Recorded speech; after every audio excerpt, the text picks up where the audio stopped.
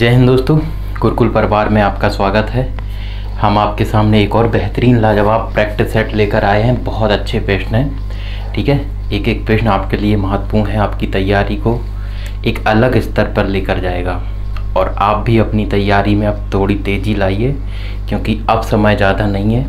जल्द ही आपके समक्ष भर्ती आएगी और जल्दी फॉर्म भरे जाएंगे और पेपर के लिए ज़्यादा टाइम नहीं मिलेगा, इसलिए तैयारी को तेज़ी दे दीजिए अभी से, ठीक है। चलिए शुरू करते हैं अपने आज के सेशन को। और आज का हमारा पहला प्रश्न है, अच्छा प्रश्न है। देखिए, जब भी मेल मिलाप वाले प्रश्न आए, सूची 1 को सूची 2 से मिलाना हो, आप बोनस समझिए, है ना। यहाँ एक के साथ 3 फ्री, मतलब 4 क्वेश्चन तैयार आपके। ये वो भी क्वेश्चन हैं जो अक्सर पूछे जाते हैं। अलाई दरवाज़ा दिल्ली बताना है किसने बनवाया, और बुलंद दरवाज़ा किसने बनवाया, फतेहपुर सिकरी किसने बनवाई, मोती मस्जिद आगरा वाली, मोती मस्जिद दिल्ली वाली, इन सबको मिलाना है। तो अलाई दरवाज़ा दिल्ली, इसका निर्माण कराया था बेटा अलाउद्दीन खिलजी ने, यानी कि इसका पहला सही हो जाएगा। बुलंद दरवाज़ा और फतेहपुर सिकरी, इन दोनों का निर्माण कराया बेटा अकबर ने। यहाँ समझना, मोती मस्जिद आगरा और मोती मस्जिद दिल्ली, यहाँ कन्फ्यूज होते हैं, तो ध्यान रखना। जो आगरा है ना, आगरा ले जाएंगे आप शाहजहाँ के पास। मोती मस्जिद आगरा शाहजहाँ, शाहजहाँ ने आगरा में ताजमहल बनवाया, आगरा में किला बनवाया, वैसे ही आगरा में ही मोती मस्जिद बनवाई। इसमें अक्सर कन्फ्यूजन हो जाती है। और मोती मस्जिद जो दिल्ली वाली है वो बनवाई औरंगजेब ने बेटा। तो इसका सही आंसर क्या होगा, 1 2 4 3, 1 2 4 3, ऑप्शन सी 1 2 4 3, ये हमारे प्रश्न का सही जवाब हो जाएगा, ठीक है। चलिए आगे चलते हैं। एक और बेहतरीन प्रश्न है आपके साथ, बताना है वर्धन वंश की स्थापना किसने की थी।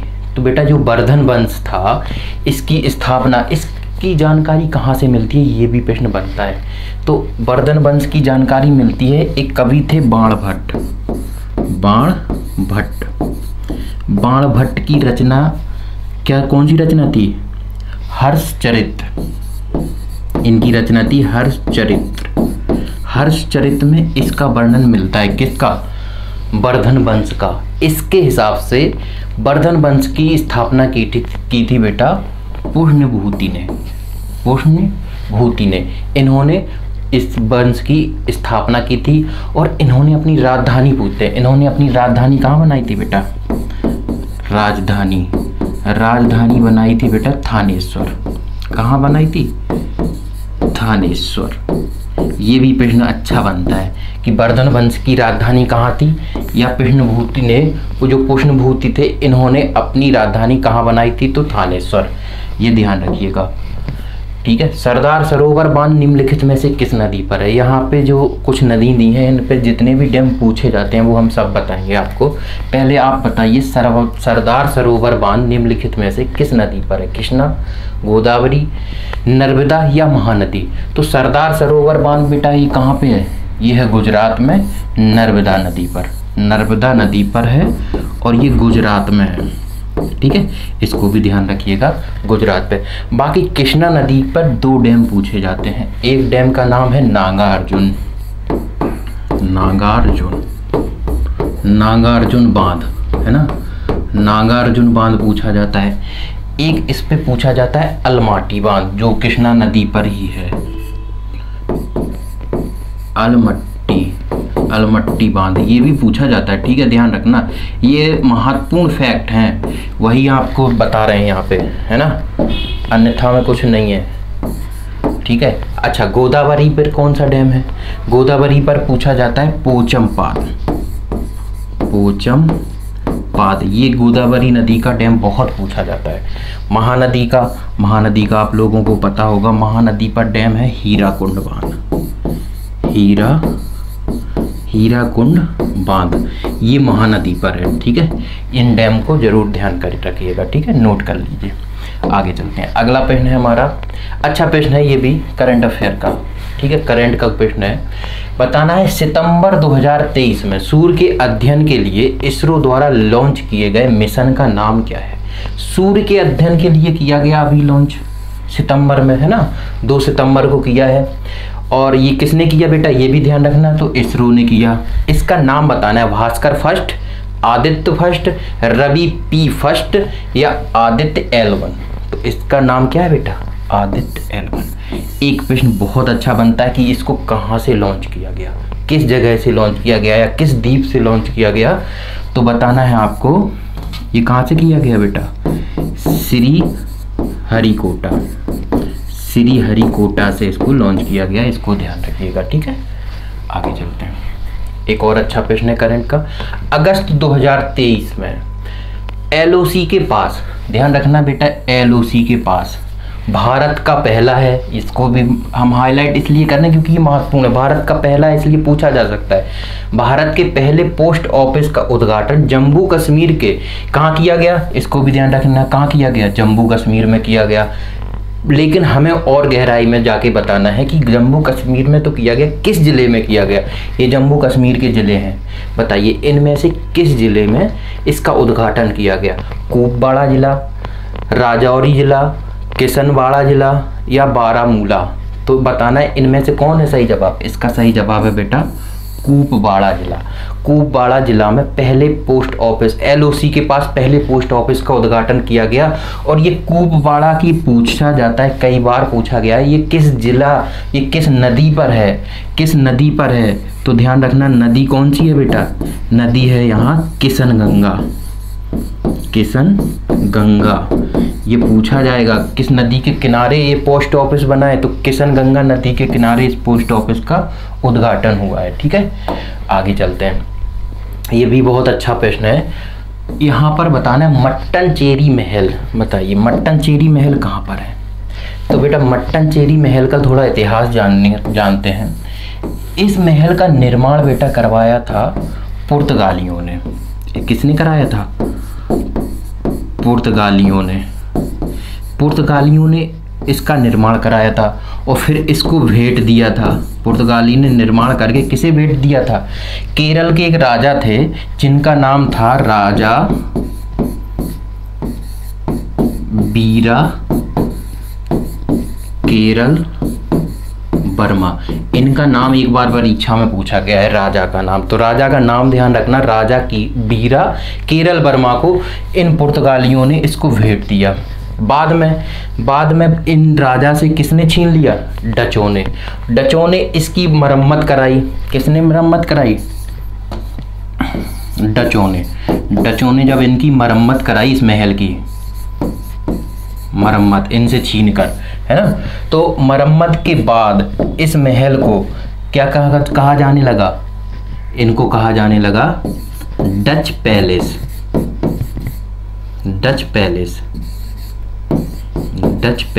ध्यान रखना, ये ध्यान रखिएगा, इसको क्या कहते हैं, डच पैलेस भी कहते हैं इस महल को, ये भी ध्यान रखना, मट्टनचेरी महल।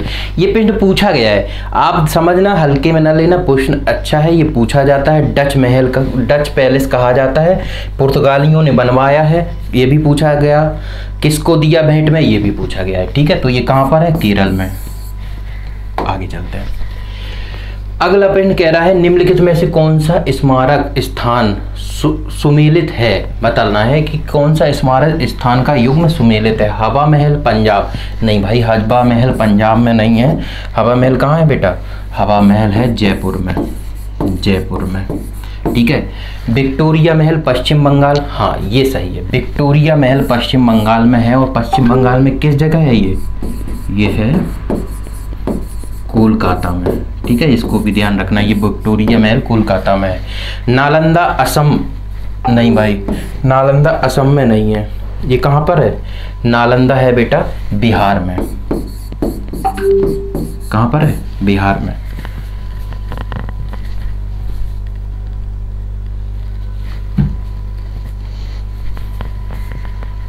नालंदा कहाँ है बेटा, बिहार में है। अच्छा, लाल किला राजस्थान में नहीं है बेटा। लाल किला कहाँ है, लाल किला देखिए दो लाल किले हैं, एक तो है लाल किला आगरा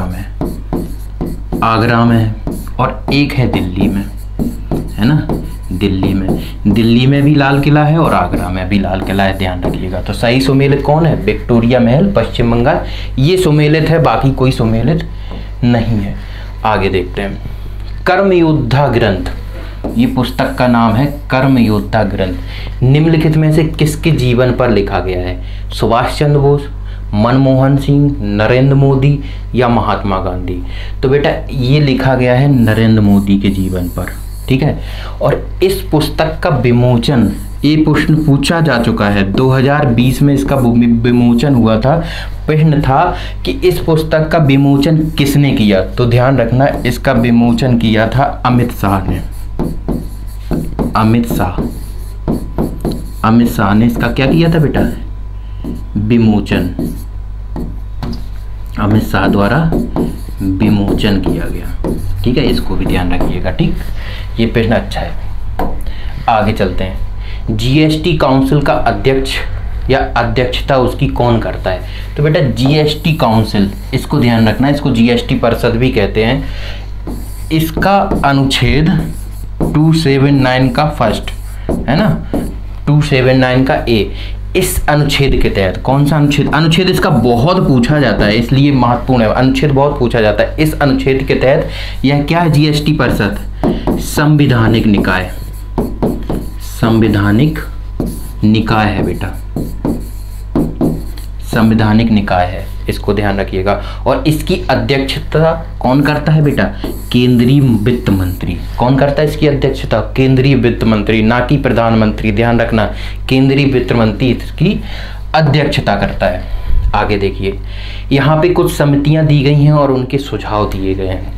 बताना है आपको, बलवंत राय मेहता समिति, इसने क्या सुझाव दिया था? तो बेटा बलवंत राय मेहता समिति ने त्रिस्तरीय पंचायती राज की व्यवस्था या प्रणाली का सुझाव दिया था। अशोक मेहता ने 2 स्तरीय पद्धति का सुझाव दिया था, ठीक है। एल एम सिंघवी ने बेटा इन्होंने दिया था, एल एम सिंघवी ने इन्होंने स्थानीय स्वशासन की पद्धति का विचार दिया था, एल एम सिंघवी ने। और जी बी के राव समिति, इन्होंने सुझाव दिया था प्रतिनिधित्व के तरीके में सुधार का। ये अच्छे प्रश्न है, ये फैक्ट बहुत महत्वपूर्ण है, इसको नोट कर लीजिएगा। जो जी बी के राव समिति थी, इन्होंने प्रतिनिधित्व के तरीके का सुझाव दिया था, और एल एम सिंघवी ने स्थानीय स्वशासन पद्धति का सुझाव दिया था। तो अब आंसर हमारा क्या निकलेगा? 2 1 4 3, 2 1 4 3, ऑप्शन सी। क्या हो जाएगा? ऑप्शन सी, 2 1 4 3, ठीक है। आगे चलते हैं। अगला प्रश्न है, भारत छोड़ो आंदोलन के समय निम्नलिखित में से किसने कांग्रेस रेडियो का प्रसार किया था? प्रसारण किसने किया था बताना है, कांग्रेस रेडियो का।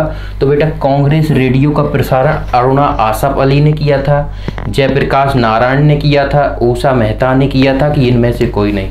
तो इन्होंने किया था, उषा मेहता ने इनको इस रेडियो का प्रसारण किया था भूमिगत, भूमि के अंदर, है ना, भूमिगत पूछा जाता है, भूमिगत रेडियो का प्रसारण किया था, यानी कि भूमि के अंदर गुफा बना के ये छिपके इसका प्रसारण करती थी, और इन्होंने कई महीनों तक इसका प्रसारण किया। लेकिन इन्हीं के किसी एक साथी ने इसकी खबर अंग्रेजों को दे दी थी और इनको गिरफ्तार कर लिया गया था, इसका भी ध्यान रखिएगा। आगे चलते हैं। बताना है, निम्नलिखित में से किसके विरोध में रविन्द्रनाथ टैगोर ने अपनी नाइटहुड बेटा ये उपाधि थी इनकी, नाइटहुड का परित्याग कर दिया था, यानी कि इसकी उपाधि का परित्याग कर दिया था। किस घटना की वजह से? रॉलेट एक्ट की वजह से, जलियांवाला नरसंहार की वजह से, साइमन कमीशन की वजह से, या क्रिप्स मिशन की वजह से? तो बेटा इन्होंने किया था जलियांवाला नरसंहार की वजह से। अपनी उपाधि नाइटहुड की इन्होंने त्याग दी थी, किसने? रविंद्रनाथ टैगोर ने। रविंद्रनाथ टैगोर ने एक और उपाधि थी इनके पास, उसको भी त्याग दिया था। कौन सी उपाधि थी? सर की जो उपाधि थी ना, ये भी त्याग दिया था। और गांधी जी ने भी यहाँ पे एक अपनी उपाधि त्यागी थी। कौन सी थी उपाधि? गांधी जी की, गांधी जी ने त्यागी थी। कौन सी? गांधी जी के पास थी केसर ए हिंद की उपाधि, है ना, ये उपाधि गांधी जी ने त्याग दी थी। ये पूछा जाता है यहाँ पे, जैसे रविन्द्रनाथ टैगोर का पूछा गया, गांधी जी का भी पूछ सकते हैं, नोट करिए। बस सुमेलित कीजिए। अच्छा, फिर से सुमेलित वाला प्रश्न है। अच्छा प्रश्न है, देखो ये प्रश्न आए तो बहुत खुश होना चाहिए। ठीक है, अब बताना है गांधी जी दांडी मार्च, ठीक है, जवाहरलाल नेहरू यहाँ पे दिया गया है, लाल कुर्ती अभियान, खान अब्दुल गफ्फार खान बारदोली सत्याग्रह, वल्लभ भाई पटेल लाहौर कांग्रेस के पूर्ण स्वराज की मांग। तो देखो गांधी जी ने क्या शुरू किया था, ये किस घटना से जुड़े हैं या किस आंदोलन से जुड़े हैं, तो दांडी मार्च। जवाहरलाल नेहरू ने लाहौर में जो कांग्रेस का अधिवेशन हुआ था उसमें पूर्ण स्वराज की मांग रखी थी, यानी कि इसको मिलाना है हमें 4 से, 2 बी का हो जाएगा 4। खान अब्दुल गफ्फार खान ने लाल कुर्ती अभियान शुरू किया था इन्होंने, और इनका अभी पैट में पूछा गया, क्या पूछा गया इनके बारे में, इनके बारे में पूछा गया था खुदाई खिदमतगार। तो ध्यान रखना, इन्होंने एक संगठन की स्थापना की थी जिसका नाम क्या था, खुदाई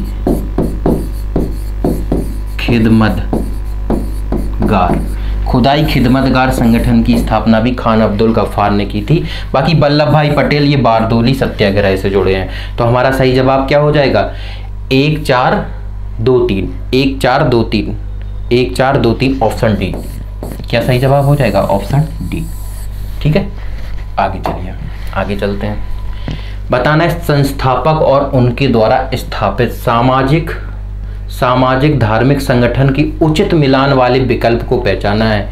मतलब यहाँ पे सिर्फ एक सही सुमेलित है, 3 गलत हैं। स्वामी विवेकानंद रामकृष्ण मिशन, हाँ ये तो बिल्कुल सही है, स्वामी विवेकानंद ने ही इसकी स्थापना की थी। कब की थी, डेट पूछे तो बताना, 1897 ईस्वी में इन्होंने इस मिशन की स्थापना की थी। राजा राम मोहन राय आर्य समाज, नहीं, इन्होंने आर्य समाज की स्थापना नहीं की थी। इन्होंने किसकी की थी बेटा, इन्होंने की थी ब्रह्म समाज की। इन्होंने किसकी स्थापना की थी, ब्रह्म समाज की। रामकृष्ण मिशन, रामकृष्ण परमहंस, इन्होंने रामकृष्ण मिशन की स्थापना की थी, नहीं ये तो नहीं की थी। इनकी तो स्थापना किसने की थी, स्वामी विवेकानंद ने, ऊपर ही दे दिया। दयानंद सरस्वती ब्रह्म समाज, यहाँ गलत लिखा है, ये तो राम मोहन राय ने इसकी स्थापना की थी। दयानंद सरस्वती ने आर्य समाज की स्थापना की थी, यानी कि इस प्रश्न में क्या कर दिया, राजा राम मोहन राय के आगे दयानंद सरस्वती वाला लिख दिया, दयानंद सरस्वती के आगे राजा राम मोहन राय वाला संगठन लिख दिया। बाकी सब सही है, ठीक है, इसको भी ध्यान रखना। तो लेकिन हमारा आंसर क्या होगा, ऑप्शन फर्स्ट, ये हमारा जवाब हो जाएगा। ठीक है, आगे चलते हैं। निम्नलिखित में से किस भारतीय राज्य में हड़प्पा नगर नहीं पाए गए हैं। अच्छा प्रश्न है, हड़प्पा नगर नहीं पाए गए हैं, यानी कि 3 में पाए गए, हरियाणा, राजस्थान, उत्तराखंड और गुजरात। तो बेटा हड़प्पा नगर किस में नहीं पाए गए, हड़प्पा नगर नहीं पाए गए बेटा उत्तराखंड में। उत्तराखंड में हड़प्पा का कोई न तो नगर पाया गया, ना ही हड़प्पा कालीन कोई भी साक्ष्य मिला है। ठीक है, यहाँ पे उत्तराखंड में। बाकी देखो हरियाणा में क्या, कौन सा नगर मिला है, राखीगढ़ी, राखीगढ़ी, ये हरियाणा का शहर है ना, नगर है। और राजस्थान का है कालीबंगा नगर कहाँ से मिला है, ये राजस्थान से मिला है। ठीक है, और गुजरात में लोथल है ना, ये हड़प्पा बंदरगाह भी था। ठीक है, इसको ध्यान रखिएगा। उत्तराखंड में कोई शहर नहीं मिला हड़प्पा का। फिर से सूची वाला प्रश्न है, अच्छा प्रश्न है। अशोक की उपाधि बताना है। यहाँ पे उपाधियां दी हैं, यहाँ सम्राट दिए हैं, अशोक, चंद्रगुप्त, समुद्रगुप्त और स्कंदगुप्त, इन सब की उपाधि बतानी है। तो अशोक को कहा जाता था बेटा प्रियदर्शी उपाधि थी, है ना। और समुद्रगुप्त को कहा जाता था बेटा परक्रमांक, हैं। और चंद्रगुप्त द्वितीय को विक्रमादित्य कहा जाता था, इनकी उपाधि थी। स्कंदगुप्त को किरमादित्य भी कहा जाता था। यानी कि 2 1 4 3, कौन सा ऑप्शन सही हो जाएगा बेटा, ऑप्शन सी, 2 1 4 3। ठीक है, नोट जरूर करिएगा, अगर आपको नहीं पता है जो भी फैक्ट वो नोट कर लीजिएगा। निम्नलिखित में से किस राज्य में मैंग्रोव वन होता क्या है बेटा, ये बताइए। जो समुद्र के किनारे जो लवणीय भूमि होती है उसमें जो वन उगते हैं उनको मैंग्रोव वन कहते हैं। भारत में बताना है कि ये सर्वाधिक क्षेत्र कहाँ है, राजस्थान में है, उत्तर प्रदेश में है, सिक्किम में है या पश्चिम बंगाल में है। तो मैंग्रोव वन सबसे ज़्यादा है बेटा पश्चिम बंगाल में। और पश्चिम बंगाल में किस जगह है, तो आपने सुना होगा सुंदरबन। सुंदरबन, सुंदरबन है जो, वहाँ पे मैंग्रोव वन ज़्यादा पाए जाते हैं। ठीक है, सुंदरबन में। पश्चिम बंगाल के अलावा अगर ऑप्शन में पश्चिम बंगाल नहीं है तो दूसरे नंबर पे सबसे ज़्यादा मैंग्रोव वन पाए जाते हैं बेटा गुजरात में। गुजरात में किस जगह, गुजरात में आपने कच्छ का रण सुना है, वहाँ पे। गुजरात के बाद अंडमान एंड निकोबार द्वीप समूह। ठीक है, और फिर इसके बाद आता है बेटा क्या, आंध्र प्रदेश। आंध्र प्रदेश, ये क्रिम है, पूछा जा चुका है, ये क्रिम से लगाने को आया था एक बार ये प्रश्न। ठीक है, अच्छा प्रश्न है। आगे देखते हैं, भारत में किस नदी को दिहांग भी कहा जाता है। बहुत अच्छा प्रश्न है ये, दिहांग। ध्यान देना, एक नदी है जिसको कई जगह मतलब अलग अलग राज्य अलग अलग देशों में अलग अलग नाम से जाना जाता है। ये नदी कौन सी है, दिहांग कहा जाता है, पहले हम इसको समझते हैं। तो ये कहा जाता है बेटा गंगा, ब्रह्मपुत्र, सिंधु, ताप्ती, इसमें से कहा जाता है किसको, ब्रह्मपुत्र को। तो बेटा ब्रह्मपुत्र नदी को अलग अलग राज्य में अलग अलग देश में अलग अलग नाम से जानते हैं। बाकी ब्रह्मपुत्र नदी कहाँ से निकलती है, ये निकलती है बेटा तिब्बत से। तिब्बत से, तिब्बत में किस जगह, तो मानसरोवर। मानसरोवर झील से ये नदी निकलती है। ठीक है, ध्यान रखना। और तिब्बत चीन होते हुए ये अरुणाचल प्रदेश में, भारत में कहाँ से आती है, अरुणाचल प्रदेश। पहले एंट्री करती है भारत में अरुणाचल प्रदेश से। तो ध्यान रखना, इसको चीन में अलग नाम से जाना जाता है, तो ध्यान देना, चीन। फिर अरुणाचल प्रदेश में इसका अलग नाम है, अरुणाचल प्रदेश में। असम में इसका अलग नाम है ना। और बांग्लादेश में इसका अलग नाम है। सब जगह अलग अलग नाम है, तो ध्यान रखिएगा। क्या नाम है बेटा, समझते हैं। चीन में इसको कहा जाता है बेटा सांगपो नदी कहा जाता है, इसको ध्यान रखिएगा। अरुणाचल प्रदेश में इसको कहा जाता है क्या बेटा, दिहांग। इसको क्या कहा जाता है, दिहांग नदी। ठीक है, यहाँ पे यही पूछा है, दिहांग कहा जाता है ब्रह्मपुत्र नदी को, कहाँ पे, अरुणाचल प्रदेश में। ठीक है, लेकिन असम में इसको क्या कहा जाता है, जिस नाम से हम सब लोग जानते हैं, इसको ब्रह्मपुत्र कहा जाता है। ब्रह्मपुत्र कहाँ कहा जाता है, इसको कहा जाता है बेटा असम में। बाकी बांग्लादेश में इसको क्या कहते हैं, बांग्लादेश में इसको जमुना, ना कि यमुना। ये क्या है, जमुना। जमुना कहाँ कहा जाता है, बांग्लादेश में। ये है, एक नदी को अलग अलग नाम से जाना जाता है, महत्वपूर्ण है, इसलिए ध्यान रखिएगा। अगला प्रश्न कह रहा है, निम्नलिखित में से कौन सा बांध महाराष्ट्र में स्थित है। महाराष्ट्र में कौन सा बांध है बताइए, कोयना बांध, बीसलपुर बांध, अलमट्टी बांध और मैट्टूर बांध। बेटा कोयना बांध ये है महाराष्ट्र में। और ये नदी कौन सी है, इसकी नदी पूछे तो कोयना नदी। कोयना नदी पर ही है, कोयना नदी।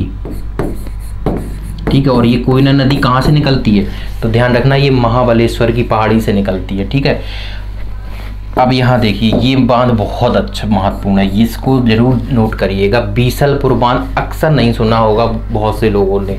बीसलपुर बांध ये है बेटा राजस्थान में, राजस्थान। ये कई बार परीक्षा में पूछा गया है, नदी इसकी बहुत पूछी जाती है। तो ये नदी कौन सी है बेटा, बराही नदी है ना। बराही नदी पर तो नहीं है, ये बनास नदी पर है, सॉरी। कहाँ है, बनास नदी पर, बनास नदी पर। बराही नदी तो कर्नाटक में है ना।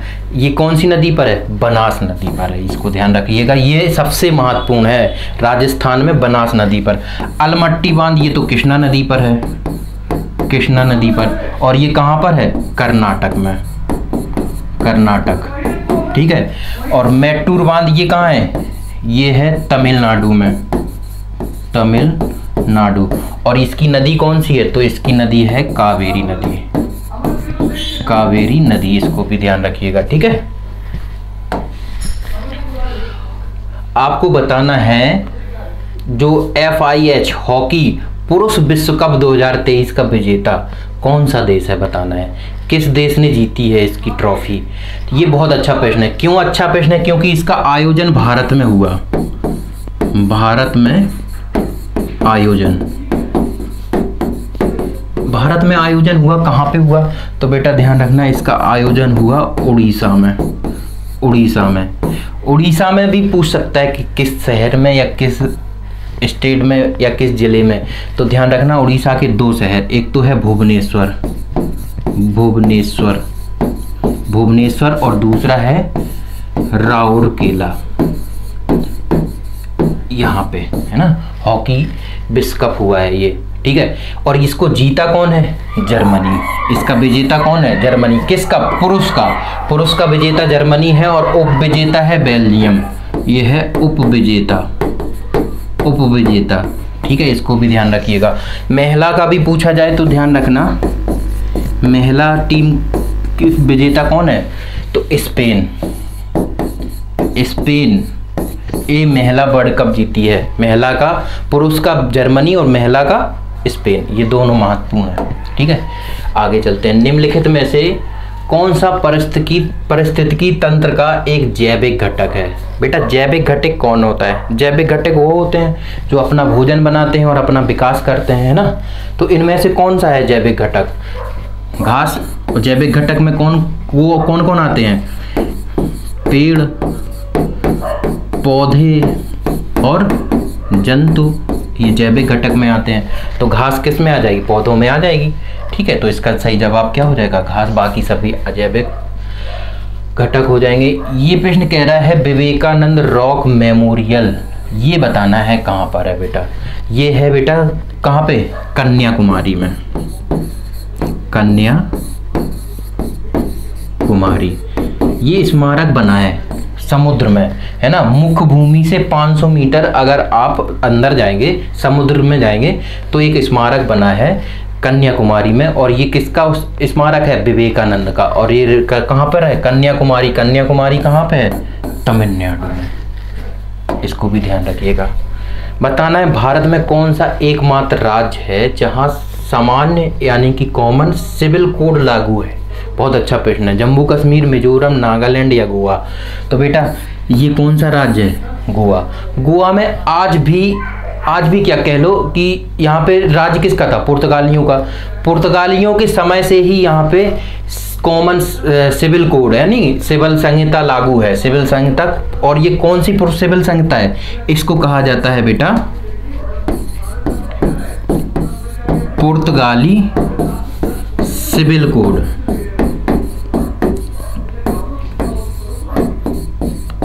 पुर्तगाली सिविल कोड आज भी लागू है और इसको अभी कोई परिवर्तन नहीं किया गया। और ये कहाँ पर है? तो गोवा में है बेटा, ध्यान रखिए। हरित क्रांति के जनक नॉर्मन बोरलांग किस देश से संबंधित हैं? किस देश के थे ये? तो जो नॉर्मन बोरलांग थे ना बेटा, इनका देश पूछा जाता है। ये हरित क्रांति के जनक थे और इनका देश है बेटा संयुक्त राज्य अमेरिका। क्या देश का नाम है? ये संयुक्त राज्य अमेरिका से थे। शाकाहारी अथवा प्राथमिक उपभोक्ता खाद्य श्रृंखला के कौन से पोषी स्तर पर स्थित होते हैं? तो देखो ये अच्छा प्रश्न है, समझना जरा। यहाँ पर हम लिखते हैं स्तर लिखते हैं, ठीक है। पहला स्तर, दूसरा स्तर, तीसरा स्तर, चौथा स्तर। ध्यान रखना ये महत्वपूर्ण है, इसलिए हम समझा रहे हैं आपको। अब देखना यहाँ पे पहले स्तर में कौन होता है? उत्पादक होता है। दूसरे स्तर में होता है प्राथमिक। दूसरे स्तर पर कौन होता है? प्राथमिक उपभोक्ता, ठीक है, दूसरे स्तर पर होता है। तीसरे स्तर पर होता है बेटा द्वितीय उपभोक्ता। ये अच्छा प्रश्न है, समझ लेना इसको। और तीसरे स्तर पर होता है बेटा चौथे स्तर पर तृतीय उपभोक्ता। अच्छा समझना, प्राथमिक स्तर पर उत्पादक होता है। उत्पादक में कौन आता है? पेड़ पौधे। तो इसमें कौन आएगा? पेड़ और पौधे, है ना, पेड़ पौधे आ जाएंगे इसमें, इसको ध्यान रखिएगा। प्राथमिक उपभोक्ता में इसमें कौन आता है? इसमें आता है बेटा शाकाहारी, शाकाहारी, ध्यान रखिएगा। द्वितीय उपभोक्ता ये होते हैं मांसाहारी, मांसाहारी, है ना, समझ लेना बेटा। तृतीय उपभोक्ता ये होते हैं सर्वाहारी, सर्वाहारी, ध्यान देना, ये होता है। अब हमसे पूछा गया है कि शाकाहारी अथवा प्राथमिक उपभोक्ता, तो देखिए शाकाहारी कहाँ पर है, यहाँ से समझना बेटा, शाकाहारी कहाँ पर है? शाकाहारी है ये है शाकाहारी, और प्राथमिक उपभोक्ता यानी कि ये, तो ये किस स्तर पर है? तो बताइए कौन सा स्तर है ये? पहला, दूसरा, दूसरे स्तर पर। तो सही जवाब हमारा क्या होगा? द्वितीय। अब हमसे कुछ भी पूछे, ये लिखने का मतलब क्या है? इससे बहुत सारे प्रश्न बनेंगे। हमसे पूछा जा सकता है उत्पादक किस स्तर पर होता है? तो प्रथम स्तर पर। इसमें कौन आता है? पेड़ पौधे। द्वितीय स्तर पर प्राथमिक उपभोक्ता। देखिए यहाँ स्तर द्वितीय है लेकिन उपभोक्ता कौन है? प्राथमिक।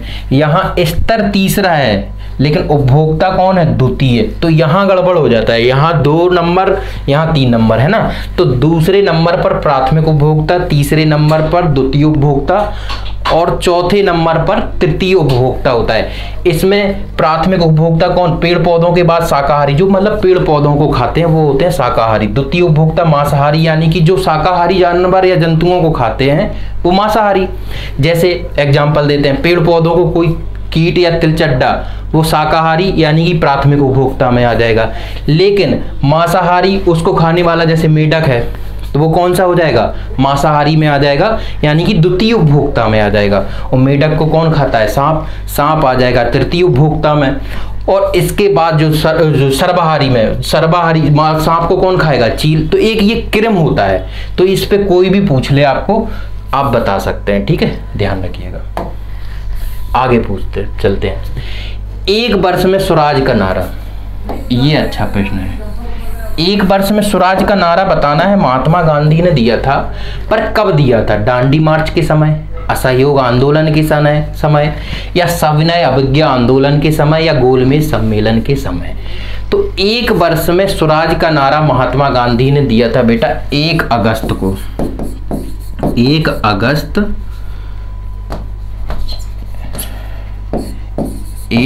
अगस्त 1920 को, है ना, 1 अगस्त 1920 को दिया था। और 1 अगस्त 1920 को कौन सा आंदोलन चलाया था इन्होंने? असहयोग आंदोलन। तो हमारा सही जवाब क्या हो जाएगा? असहयोग आंदोलन के समय। अगला प्रश्न है, भारतीय ट्रेड यूनियन कांग्रेस के पहले अध्यक्ष कौन थे? भारतीय ट्रेड यूनियन कांग्रेस, इसकी स्थापना कब हुई थी बेटा? 31 अक्टूबर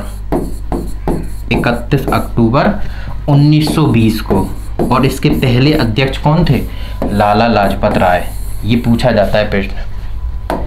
अगला प्रश्न है, वायसराय की कार्यकारिणी परिषद में शामिल होने वाला प्रथम व्यक्ति कौन था?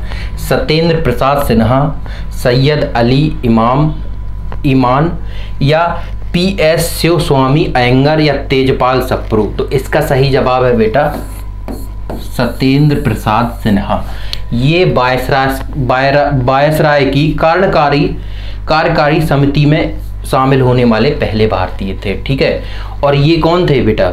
इनको ये बंगाल, है ना, ये बंगाल के एडवोकेट जनरल थे बेटा। कौन? सत्येंद्र प्रसाद सिन्हा। और इनको प्रथम विश्व युद्ध के बाद, ये पूछा जाता है, प्रथम विश्व युद्ध के बाद इन्हें एक उपाधि दी गई थी लॉर्ड की, इन्हें लॉर्ड की उपाधि मिली थी, इसको ध्यान रखिएगा। प्रथम विश्व युद्ध के बाद लॉर्ड की उपाधि मिली थी।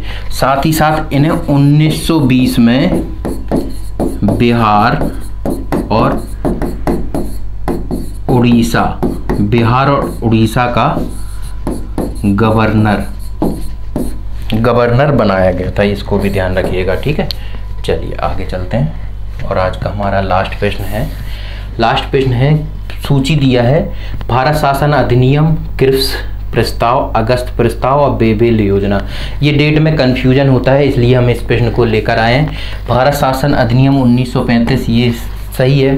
क्रिप्स प्रस्ताव, क्रिप्स प्रस्ताव कब आया था बेटा? क्रिप्स प्रस्ताव आया था 1942 में। अगस्त प्रस्ताव आया था 1940 में। बेबेल योजना 1945 में। तो ये सुमेलित हो गई। अब जवाब क्या होगा हमारा? 1 4 2 3, 1 4 2 3, ऑप्शन बी 1 4 2 3। ठीक है, चलिए ये थे आज के हमारे प्रश्न। थोड़ी आज बाहर हलचल ज़्यादा थी, थोड़ा डिस्टर्ब भी हुए, कोई बात नहीं। क्वेश्चन अच्छे थे, फैक्ट अच्छे थे, नोट करते चलिएगा। अच्छे क्वेश्चन हैं और ऐसे ही तैयारी को अपने को बढ़ाते रहिएगा। मिलते हैं अपने अगले सेशन में, अगले धमाकेदार एक और अच्छे प्रश्नों के साथ जो प्रैक्टिस सेट लेकर आएंगे। ठीक है, जल्दी मिलेंगे। जय हिंद।